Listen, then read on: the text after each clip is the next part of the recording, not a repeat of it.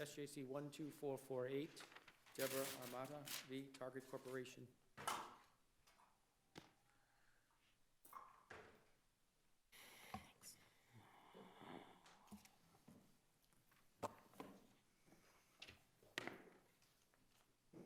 Mr. Lemberg, good morning. Good morning, Judge. It's still morning. Morning in America.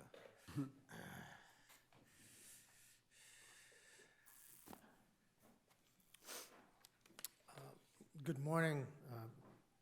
My name is Sergey Lemberg. I represent Deborah Armata. I represented her below.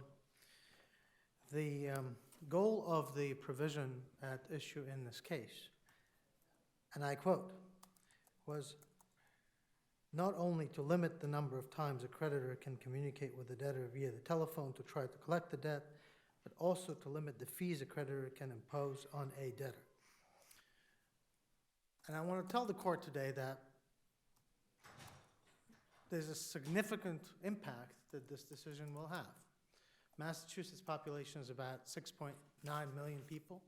According to published statistics, 1/3 of the American population has a delinquency. So the decision you will make in this case will impact more or less 2.5 million people.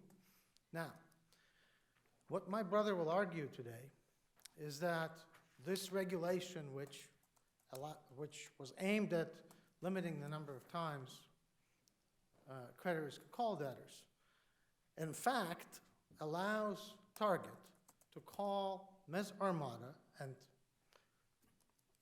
millions of other people, or creditors rather, 4 times a day. That is 1,424 times a year. Now, I'll actually stop you for a moment. Target imposed its own limit of 4 times a day. Is there anything that would have barred them, apart from what you say is the regulation, from doing it 10, 20 times a day? the kindness of their heart. But in my experience in these cases, 4 times a day is a relatively timid limit. And there are creditors out there who will call more than that. Not in Massachusetts, in other places. But they will call 5, 10, 20. And why not in Massachusetts? Is there any regulation or restriction which bars them from doing so in Massachusetts? 940 CMR 701F. Wait, that bars them from leaving a message? Sorry, is that the one you're citing for this one, or is there a different? This is the regulation at issue in this case. Basically, it all rests on this regulation. Yes. So so you're saying that if we do not agree with you, we open the door to them calling 10, 20, 30 times a day? Each creditor. As long as they leave no message?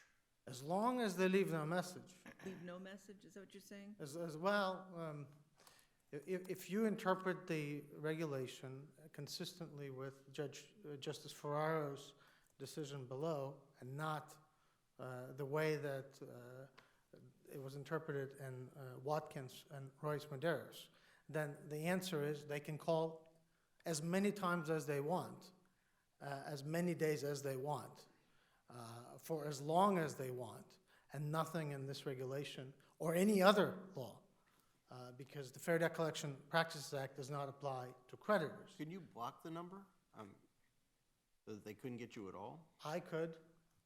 Most folks would find it more challenging. So if you knew how to block the thing, you could stop it altogether? Actually, you can't.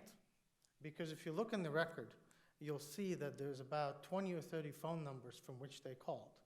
So you can try to block, but you'd be unsuccessful because the numbers rotate, and most creditors buy additional blocks of numbers for that very reason, because a lot of people do block. So the only way they can stop the number of the calls is the only way your client or anyone like her could stop the calls is by picking up the phone.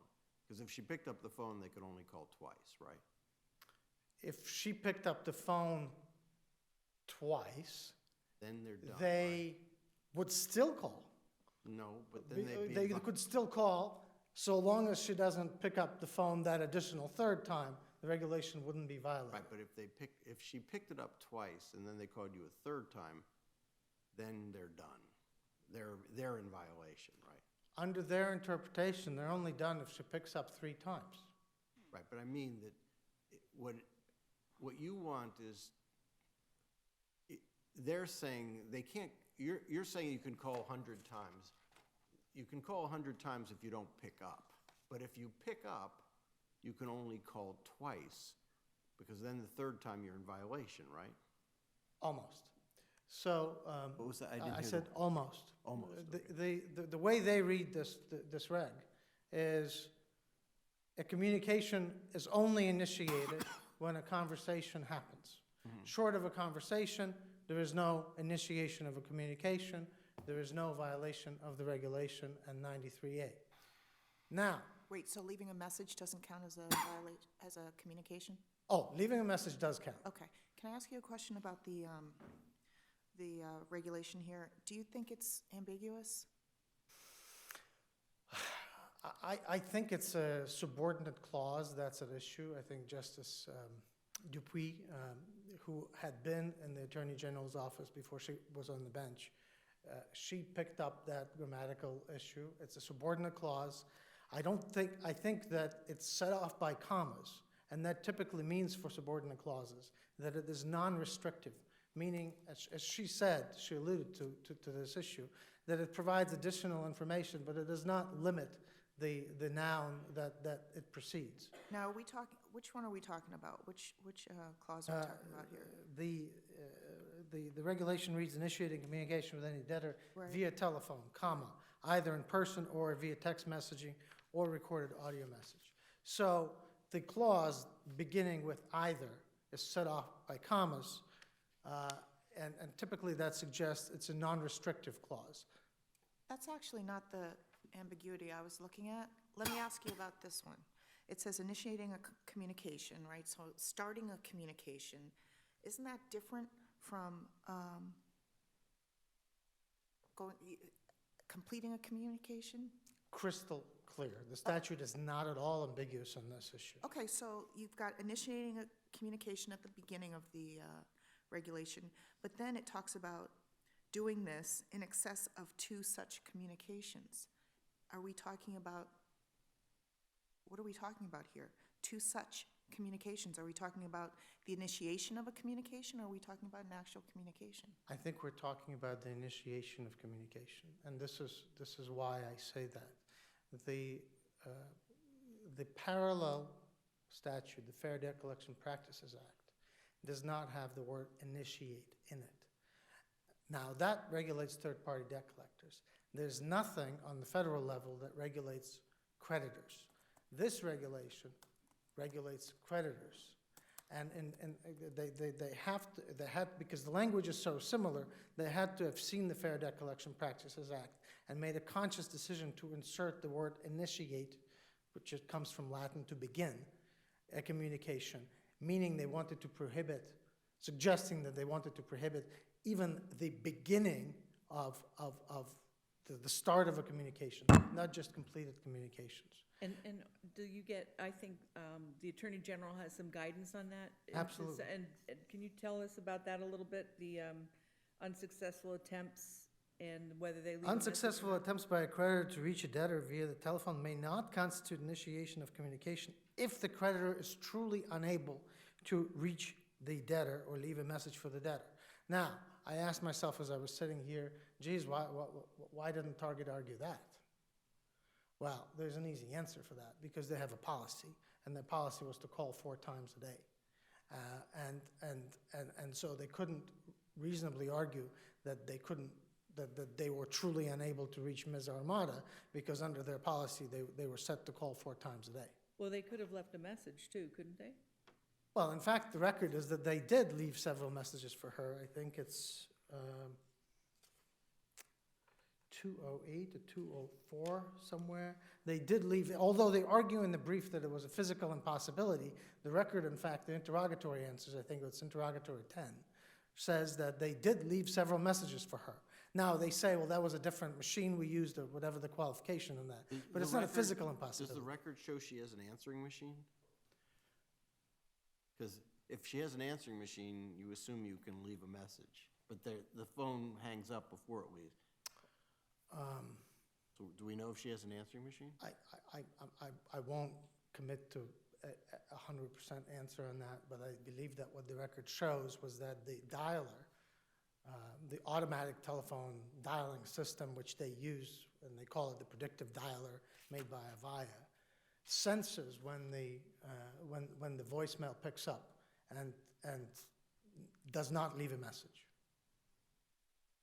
So if you don't answer if you owe money and you don't answer the phone, the creditor can't collect the money, and after they've called enough times, you can sue them for money when you didn't pay them back. I knew I'd be asked that question, so I prepared an answer.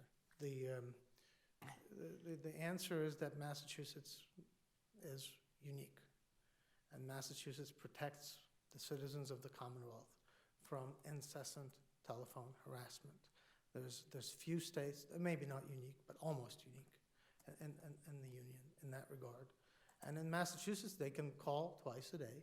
They can send you as many letters as they wish to send you. They can go to court and collect the money.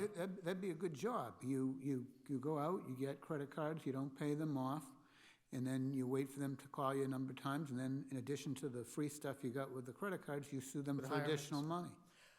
I think the statistics show that most people who fall behind on debt are not, in fact, looking to take advantage of the system. No, that's not my point. My point isn't that that's going to happen. My point is that your interpretation would result in that being able to happen, and that means we have to look at whether it's a reasonable interpretation.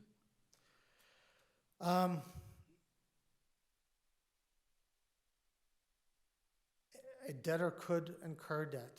A debtor could then fail to pay the debt. A debtor could then manufacture harassment case. You don't have to and sue manufacture it, just or- don't or answer just, the phone. I think those are the possibilities. I think in this case, this didn't happen. And in the vast majority of other cases where I represent debtors, what happens is that people fall on hard times. The largest single cause of bankruptcy in the United States is medical bills. And by the way, this regulation would apply to medical bill collectors just the same. Go ahead.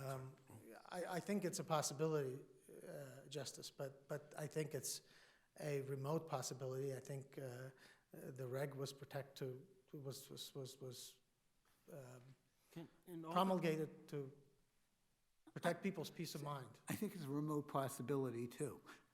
I'm just trying to understand if you're asking for an interpretation that sort of doesn't make sense, so that wasn't the intent. That's the reason for my question. I think the intent was to do exactly what we were asking the court to do. And the reading that my brother will advocate is contrary to the intent of the regulation. You've done a number of these cases, and you've given us, has the AG weighed in any of these cases? I mean, we had them here this morning. It would have been nice if we had an AG interpretation of this case. Has the AG weighed in on this basically calling and hanging up issue besides that little regulation? The associate who helped me prepare for this hearing today asked me. Sorry. The associate who helped me prepare for this hearing today asked me this very question, and the answer I gave him and the answer I will think you give should you. give him a raise, but separate and apart from The that. answer is no, Justice. Okay, so they have not weighed in officially in this area.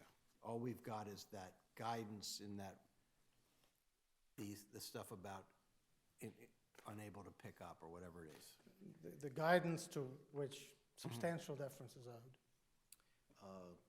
Your brother, I'm sure in a moment, will tell us, as I think he said in his brief, we can't leave a message, because if we leave a message, we don't know who's going to pick up that message, and that arguably would put us in violation of another rule, which says that you can only communicate to the debtor herself. In my preparation notes, there's a small section for red herring arguments, and I think that this was one of them. We are so predictable. Okay, go ahead, address that question. The issue there is this. First of all, Target is not a debt collector. So whatever case law there exists that limits or restrains debt collectors from leaving messages does not apply to Target. Second of all, to suggest that creditors and debt collectors in the United States don't leave messages because it's impossible and they'll get sued is simply contrary to the truth. In fact, millions of messages are left every single day. And they have a little bit of a challenge, these folks, because there are different decisions coming down from different courts around the country, different circuit courts, on whether some information constitutes communication and some doesn't. But they can leave a message. They can say, this is Target, please give us a call. In most places, there wouldn't be anything wrong with that message. They don't even have to say, this is Target. Well, let me retract that. They don't say that. I'm not then sure. I'm how are not you sure supposed that to hear? there's another section of the regulation that may apply to that. But long story short on that answer is, of course they can leave a message. And in fact, the record here shows that several messages were left for Ms. Armata. And did the record say what they said? No. Okay, thank you. Thank you very much.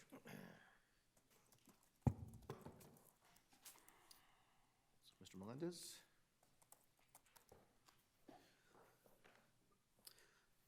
Thank you, Your Honor. May it please the Court. Brian Melendez for Target. Mr. Lemberg has made a policy argument about what he believes the law ought to be and what he thinks the intent of the Attorney General was in adopting this regulation. I would like to make this argument from the point of view of Target, which only knows what the regulation says and what it requires us to do and what it prohibits us from doing. And I'd like to start, Your Honors, where the Superior Court ended, which was by concluding that there was no communication initiated within the regulations meeting. By the way, Mr. Lemberg said several times that there is evidence that Target left a message. That's not exactly true. There are 4 calls in the call records that are not debt collection calls. They were coming from, we believe, from Target's pharmacy, and it's disputed about whether Ms. Armata ever had a pharmacy account, but Target's debt collection never left a message for Ms. Armata, never left a message for her, never left a voicemail. Your Honors, the regulation defines communication as conveying information directly or indirectly to any person through any medium, with an exclusion that is not relevant here. Target called Ms. Armata a number of times, and by the way, it is not our policy to call 4 times a day. In fact, I think we never called her 4 times a day. There are 2 7-day periods when we called her more than twice during the 7-day period, but I think we were generally calling her only once or twice on the days when we called. Our policy is never to call more than 4 times a day under any circumstances, but we almost never do that. And by the way, before I get back to the text, one of your honors made a comment about, well, Mr. Lemberg made an argument about, well, you know, Target could call 10 or 20 or 100 times a day.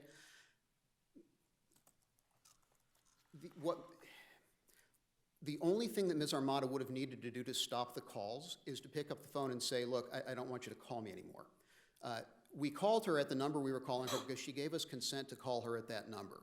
Under the federal statute, the Telephone Consumer Protection Act, all she has to do is revoke that consent in any reasonable means, and we are no longer allowed to call her. She would have only had to pick up the phone and tell us once, stop calling, all calls must stop, otherwise there's massive liability. I'm sorry? What statutory or regulatory provision says that all she has to do is say, don't call again? That's a very valuable piece of information. The statute, Your Honor, is the Telephone Consumer Protection Act. It is Title 47, United States Code, Section 227.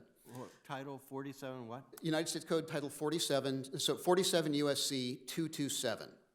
And that provision says, if you're a debtor and you don't want to hear from your creditor, you just tell them, don't call me again, and that shuts it all down. Wow, It doesn't speak in terms of debtors and creditors, Your Honor. It is anybody using an automatic dialer to call a cellular telephone or any number of other kinds of devices. So it doesn't matter what kind of call it is. It's actually aimed at telemarketers, but it covers non-telemarketers as well. So that's basically an end-all call provision, federal end-all call?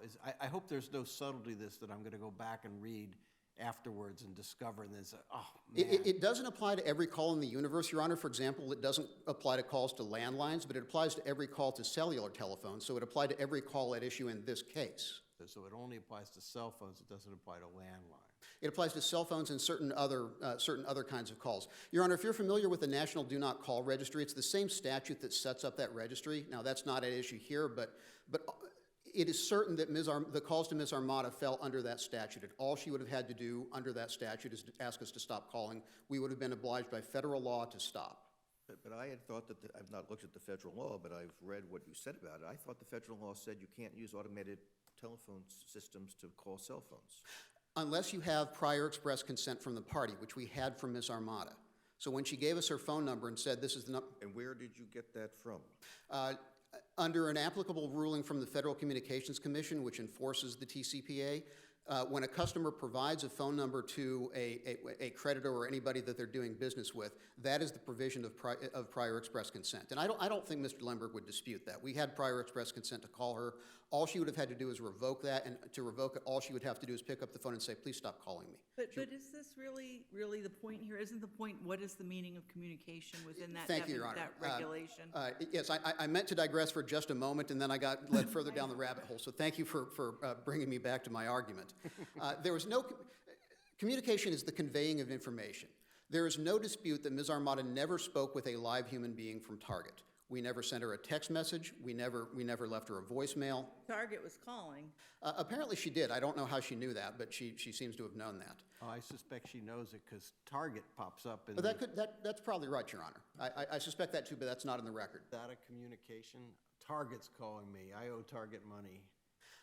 And they're really persistent. Well, if we can't talk to her, there's no information I'm conveyed. not saying you're doing anything wrong, but I'm just Sure. asking, is that when that phone beeps up and says Target, that's a communication, isn't it? I don't think it is, but Your Honor, even if the court believes that it is, that's not enough to establish liability here, because in order for there to be a violation of paragraph F, there has to be, number one, a communication initiated, and number two, it has to be initiated using one of the methods that's listed in the regulation. Now, Mr. Lemberg made the same argument that persuaded the... But could I just Yes, make Your your task just slightly more complicated? And back to Justice Cypher's point about that regulation. The AG has sort of put a gloss on this. And if it's ambiguous, as Justice Budd pointed out, or might be ambiguous, don't we have to take that gloss into account? And that gloss is, if you could have left a message, then aren't you getting into dicier territory? Dicier, yes, Your Honor, but the statute says what it says, and the same AG regulations that are at issue here also say you can't communicate with a third person. And so while it's not physically impossible for Target to leave a message, we would be violating a different provision of the statute if somebody else heard that message. So we don't leave a message. And there is a fair amount of case law. What does that provision say, the other provision? Says you can't leave a message that identifies them as a debtor, right? You can't leave a message that conveys information about the debt. That's right. Something for which somebody could figure out that they owe you money. So you could leave, as the chief asked earlier, you could leave a message that says Target calling, call back. Right? The case law goes both directions on that, Your Honor. Okay, you can't. Maybe, maybe not. I don't know whether we would be liable, but I think we'd probably get sued for that. Well, you can summon devils from the deep, but that doesn't mean they're going to come. I mean, you can get sued, but you should win that case, right? As I said, Your Honor, there are cases that go both ways. There are some cases where the creditor won. There are some cases where the creditor lost on that argument. Meaning where you just leave a message saying, this is Target, please call me back, they've lost? That's right. Which cases are those? Your Honor, there is, I believe this is the Rhodes case from the 11th Circuit. Right. So there are two cases that I'm pointing to, Your Honor. One, the most well-known one is the Foti case from the Southern District of New York, cited in our brief. It's 424 F Sup 2nd 463. There is, I believe, dictum in another case, Rhodes versus Olson Associates, 83 F Sup 3rd 1096. That's a federal court from the District of Colorado. Both cited in Target's brief. So two district court decisions say that. Right, Your Honor, and there's also an 11th Circuit case saying, well, there might be liability under that circumstance. And that's liability under federal law. Correct, Your Honor, under the parallel provisions of the Fair Debt Collection Practices Act. So, Your Honor, we've talked about whether there's a communication being initiated here. The Attorney General seemed to suggest that maybe there was. Cases applying this particular statute say the opposite. Judge Zobel's opinion in the Camacho case says no communication occurred, therefore no liability under the Massachusetts debt collection regulation. So, and of course, the Armata court, the Superior Court here said no liability because no communication. And being fully aware of the Attorney General's opinion because Mr. Lemberg brought it up. But that is one of the two elements that you need to get liability here. The other element. So in Camacho, Judge Zobel rejected the interpretation of that gloss that the AG has put on it? She didn't mention it specifically, but yes, she came to a different conclusion, and I believe. Address it in her decision? Kind of indirectly. Your Honor, what the. I like that, kind of indirectly. Yeah. I will tell you exactly what Judge Zobel says, Your Honor. It's 3 or 4 sentences. Okay, go ahead. What she says is, as for the volume of communications, unanswered phone calls with no message convey no information and so cannot be deemed communication under the plain meaning of the statutes. And she gives a citation, which I'll skip because it's a federal citation. Because the record therefore fails to reflect any 2 instances of communication within any 7-day period, the complaint fails to state a cause of action. This also eliminates plaintiff's count 2, Massachusetts General Law, Chapter 93A claim, based on defendant's alleged violation of 940 CMR, the regulation at issue here, for the same reason. But she doesn't address the fact that the AG says that an unanswered, if you could leave a message, it's the same as leaving a message. She does not specifically address that point, no, Your Honor. By the way, Ms. Camacho's lawyer was Mr. Lemberg. And this case came out two years after the AG opinion. So I don't know for a fact that she was aware of it, but it was out there, and the lawyer who is bringing it up here had the chance to bring it up there. Okay. And she certainly does address the point about whether an unanswered call is a communication. Can I ask you the same question I asked your brother? Are you aware of the AG ever weighing in on one of these cases? I'm not, Your Honor. Okay. So the second prong that could get to liability here, even if you disagree with Target on the communication issue, which I hope you don't, I hope that you follow Judge Zobel and the Superior Court in this case, but even if you don't, what the regulation prohibits is it prohibits a creditor from, quote, initiating a communication with any debtor via telephone, comma, either in person or via text messaging or recorded audio message, comma, in excess of 2 such communications in each 7-day period. Now, we've heard some language thrown around about subordinate clause, and I'm not going to spend a lot of time on this, but in our brief we point out why this is not a subordinate clause.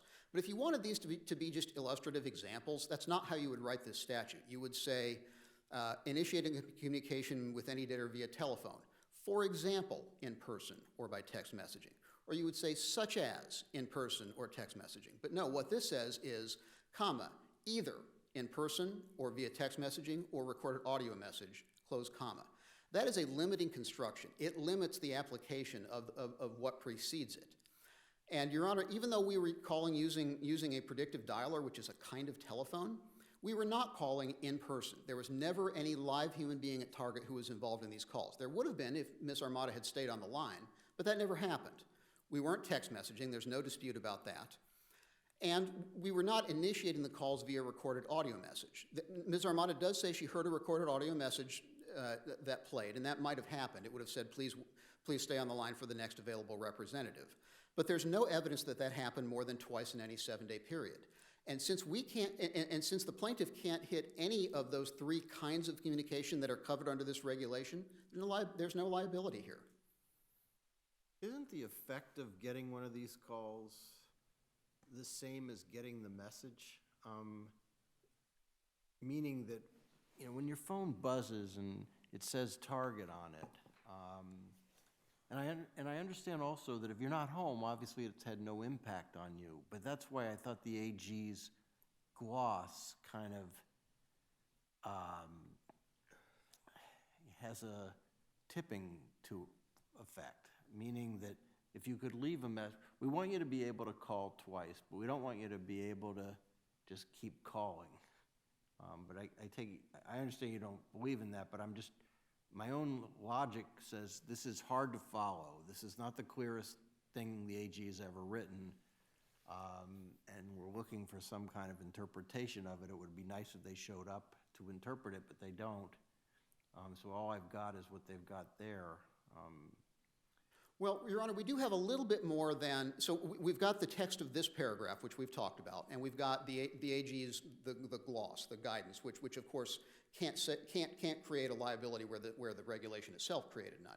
But we all... Well, if we owe some deference to the expert agency, to the agency entitled to interpret this, they've seemed to have contemplated this kind of clever distinction that you two are fighting over. So don't we default to that? If what they are saying does not fall within the language of the regulation, then no. You only default to their interpretation if there is an ambiguity here. And we say that if you look at the regulation itself, there's not room for an ambiguity. But there is one other place from You say which... this thing is unambiguous. Okay. Well, because it gives you these specific 3 ways that you can violate this paragraph, and it lists only the 3, and it does it in a limiting way. So we don't think that they can create new ways of liability without actually amending the regulation. They can't just say, oh, and we also meant to say, it does say A, B, and C, but we also meant D, E, and F, and we're adding this now, but even though it's not in the regulation. They can't do that. But, Your Honor, there is one other place from which we can take interpretive guidance, and that is the rest of the regulation itself, which was written by the same hand and adopted at the same time in the same process. Paragraph F, which we're talking about now, the violation is initiating a communication in one of these 3 ways. But if you look at paragraph G, it says placing telephone calls. H, placing any telephone call. We know that placing a telephone call, in other words, an attempted communication, must be something different than initiating a communication via telephone, because they use different words. If you look at paragraph D, 2 paragraphs earlier, communicating by telephone with no limitation, we are able to read from the rest of this regulation that paragraph F, initiating a communication, means something different than just placing a telephone call, which is all Target was doing here, and means something different than just communicating by telephone with no qualifier, because they said that in paragraph D, and they could have said it the same way in paragraph F, but they didn't.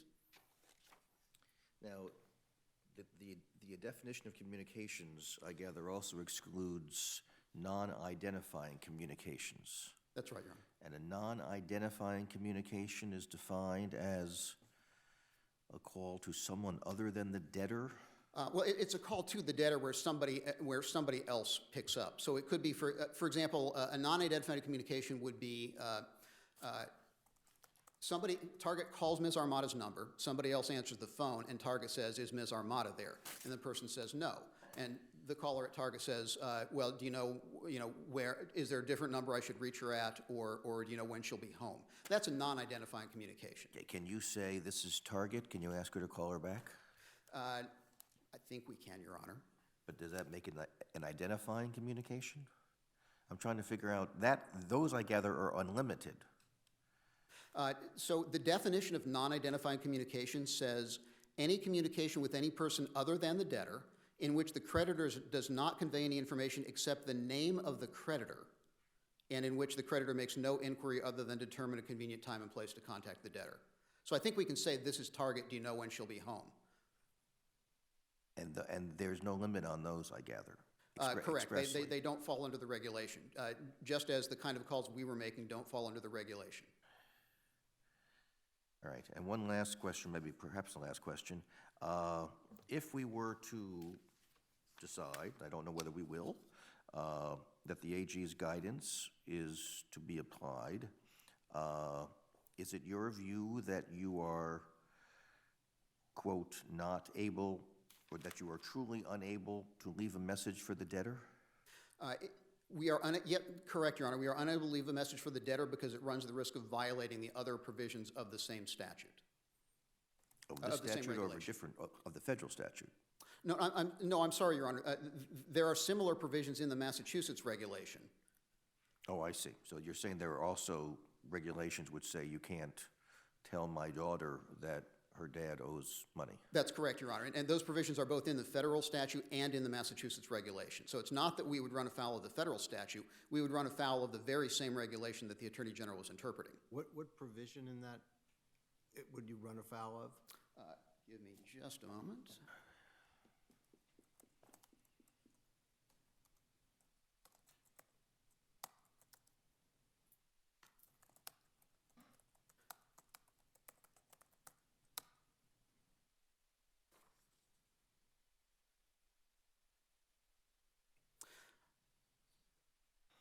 Your Honor, so we're looking at 940 Mass Code of Regulations, Section 7.04F. That's what we're looking at. That's the one at issue here. Right. Section 7.061A.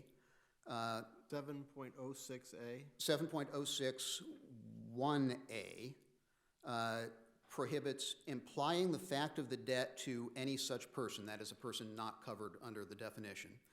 They also prohibit, and Your Honor, this is Section 7.04D, so 2 paragraphs before the paragraph that we're looking at, prohibits communicating by telephone without disclosure of the name of the business or company of the creditor. But you could, again, with the chief's point, this is Target, call me back.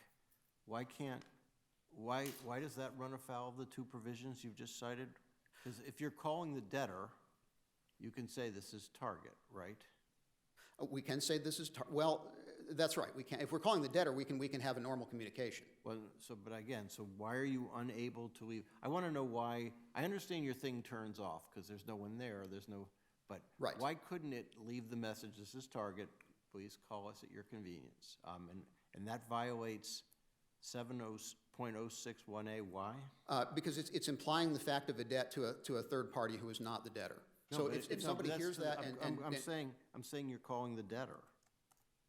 You're leaving a message to the debtor's house. Because we don't know who's going to listen to that message, Your Honor. If somebody else hears it, we will have violated that provision. And is there a case interpreting that as an implication of debt? There are a number of such cases, none of them under the Massachusetts statute, but under the federal statute, there are, Your Honor. And do you know whether you're calling a cell phone or a landline? We do know, Your Honor. We have known since 1915, simply because Since 1915? Excuse me, since 2015. We're good, but we're not that good. Your Honor, the federal statute, the Telephone Consumer Protection Act, liability under that depends on whether the call is being made to a landline or a cell phone. So since 2015, we've established whether we're calling one or the other. Okay, thank you. Thank you, Your Honor.